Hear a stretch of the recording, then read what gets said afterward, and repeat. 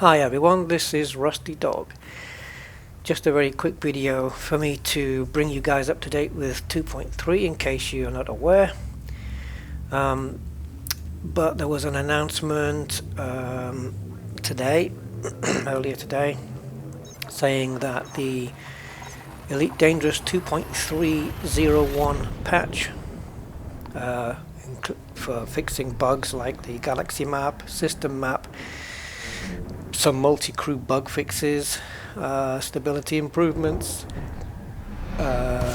main menu soft lock on the Xbox, frame rate drops will be coming out in early May. Yeah, at least a minimum of another 12 days to wait. Now, I can appreciate that Frontier are working hard to get these bugs squashed, and there is a lot of hard work involved in doing this, and I fully understand and I fully get it. But that doesn't mean that I can't be disappointed at this. I kind of expected that a patch would probably be out today, if to do nothing else than to fix the galaxy map bug, which is really annoying a lot of people. But now I'm finding out that there's this menu soft lock issue. I think I don't know if it's just limited to the Xbox, but it seems to be that way according to the list of fixes that was released from Frontier, a link of which will be in the video description. And there's many, because of this main menu soft lock, apparently there are a lot of people, I don't know if it seems to people say it goes into the thousands, that just can't play the game. They just can't get in to play the game. And so they're obviously not going to be able to get in to play the game for another couple of weeks. What's even more disappointing, of course, is that the galaxy map issue and other issues that are going to be sorted in 2.301 were issues that were mentioned and brought up during the beta cycle and still not fixed. And I'm kind of bewildered as to why they can't release a very small point fix just to sort out the galaxy map at least. But maybe I'm being a bit selfish there, because then somebody could say, well, why can't they release a point fix to sort out the main menu soft lock on the Xbox, or why can't they release a point fix to sort out multi-crew bugs or stability bugs? And that's fair enough. But I am a little bit disappointed with the current state of things at the moment, and this has really began since in one of my live streams I kind of realized that we weren't going to be getting a beta 2.6. Have I said that right? No. No, I haven't. Let me correct that. That we weren't going to be getting a beta 6 for 2.3, which, strangely enough, Obsidian Ant was the one who reported that there was going to be a beta 6. I'm assuming he got that from a reliable source, and it turned out not to be correct. So beta 6 never surfaced,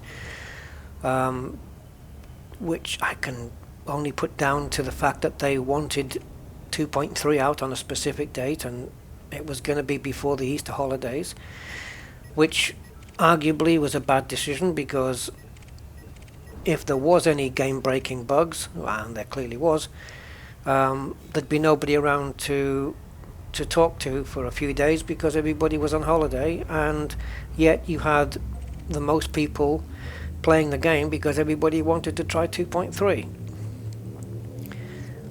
So you could argue with the timing of the release. Also, for me at least, if I break down the features of 2.3, you have multi-crew, which I've come to realize now is very flawed.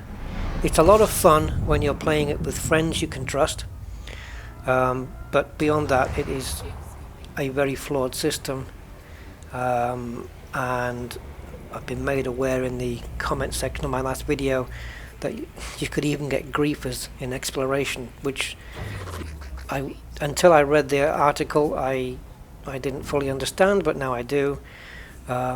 Same as in combat, you can have a perfect stranger joining your ship, firing off all your shield cell banks. Thankfully I never carry any. Overheating your ship. In exploration they can be just using up all your heat sinks because they just want to I mean, there are people out there that put the onus on the helmsman to avoid that, and that's fair to a point. To pass the blame over to the helmsman rather than the griefer. But if the purpose of multi-crew is to invite somebody onto your ship, a random person, which is what the mechanism does, how do I know that once we've been out in combat or whatever, this guy's not just sitting there waiting to pick his moment? And as we're flying into the station, maybe we don't fly into the station, but let's assume that we do. And as I'm flying up into the station, I request docking permission, and then I don't know whether I might be talking rubbish here, but I don't know whether the multi-crew can deploy your weapons if they're not already deployed. But for example, can deploy your weapons and fire them, and then the station can blow you up. I don't know. I'm not sure whether I don't know whether they've got control over the deploying and retracting of your weapons. I'm not sure, so I might be wrong there.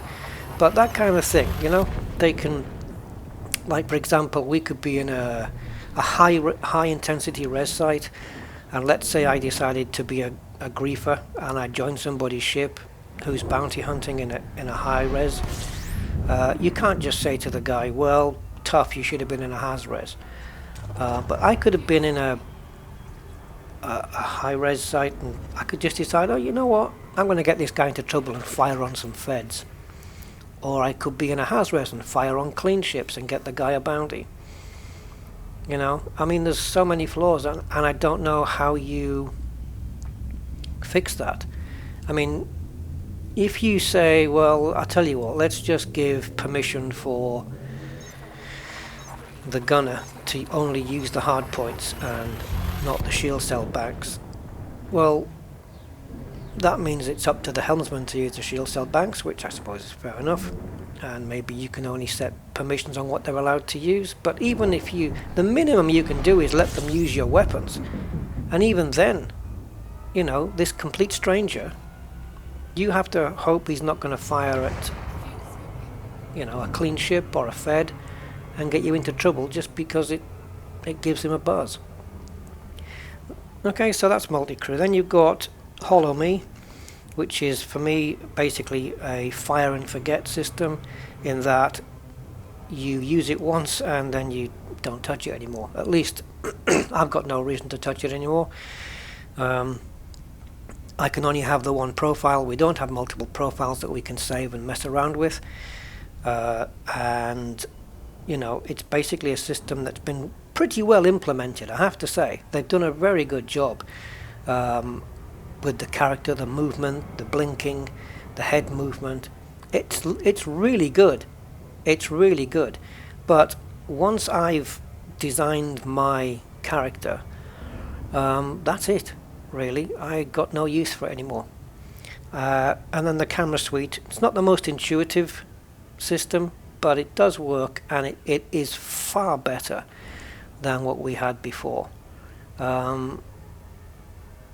So yeah, all in all, that's the upshot of 2.3. But of course we had the glaring bugs, and